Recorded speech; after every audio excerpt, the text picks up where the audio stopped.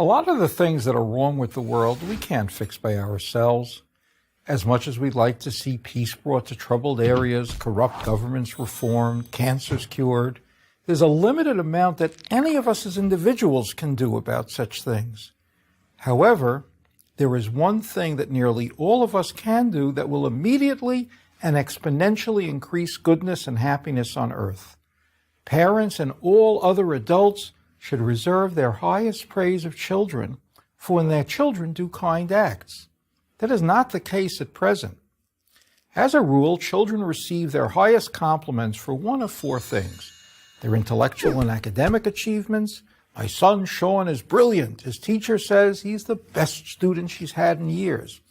Their athletic abilities, their artistic attainments, and in the case of girls, their looks.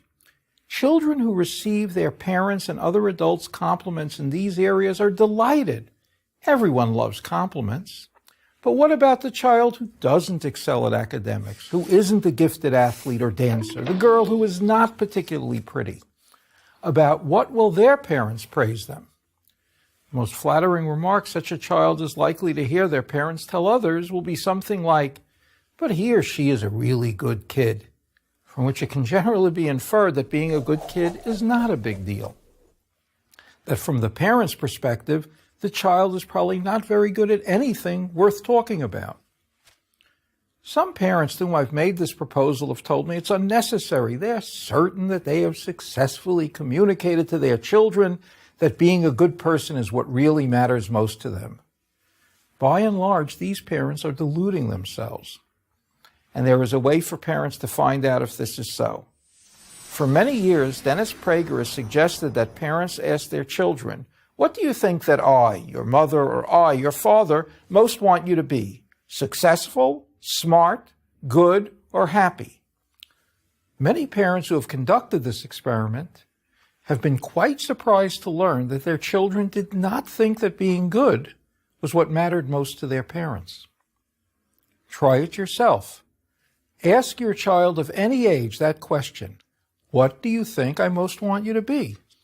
I want to make it clear, I am not suggesting that parents stop complimenting their children for their accomplishments in other areas.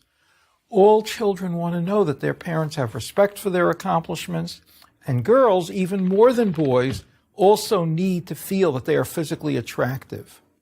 But, and this is an important but, what I'm suggesting is this: the traits that we most often emphasize and praise are all important only if being a good person is placed at the top of the list.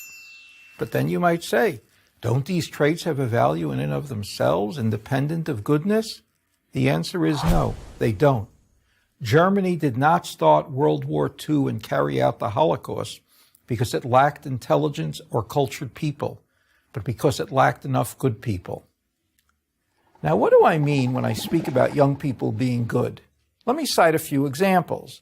Speaking out against and confronting a school bully, befriending a new kid at school who isn't popular, finding a wallet or cell phone and making every effort to locate the owner instead of keeping it, offering one seat on a bus to an older person, treating one's siblings decently, not cheating on tests, and much more.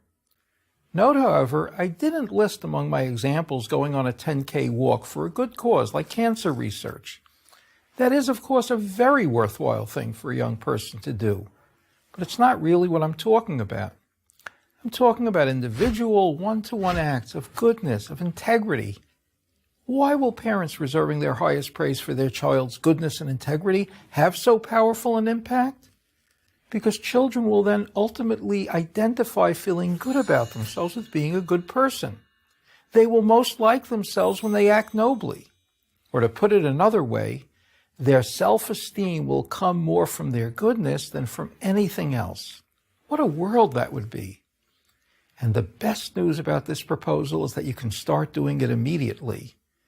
And I don't mean tomorrow, I mean now. I'm Joseph Telushkin for Prager University. Join Prager University, subscribe to our YouTube channel, and sign up for free at prageru.com.